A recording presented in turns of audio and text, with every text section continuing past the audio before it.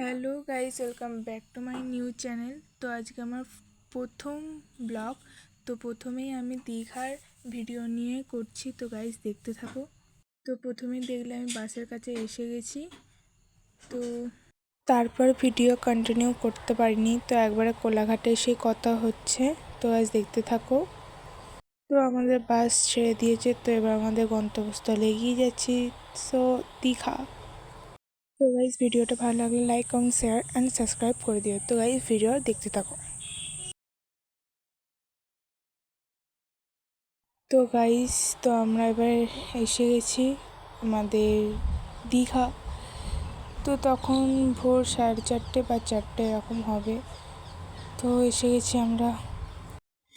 আমরা দাঁড়িয়ে আছি, পাপিরা গেছে হোটেল দেখতে।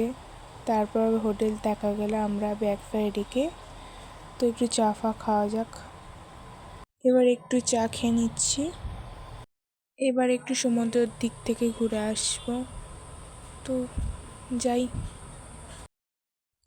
তো গাইস, এই সকালবেলায় সমুদ্রের ফিলটা জাস্ট অসাধারণ।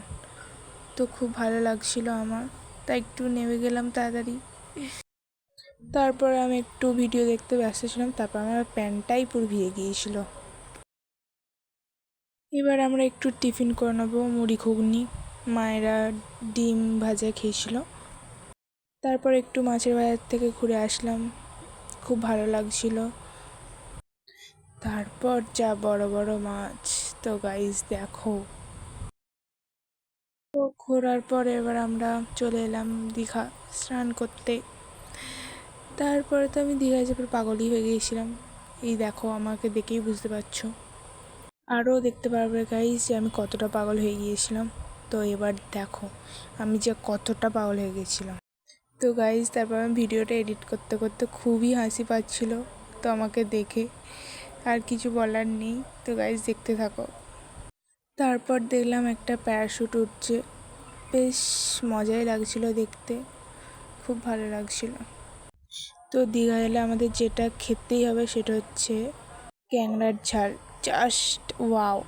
তার সাথে খেয়েছিলাম ইলিশ মাছ ভাজা। তারপর স্নান করে দুপুরে খাবারে চলে এলাম। দুপুরে ছিল পমপ্লেট মাছ, পটল চিংড়ি, ভাত। তো গাইস নেক্সট পার্ট 2 আসছে। টাটা।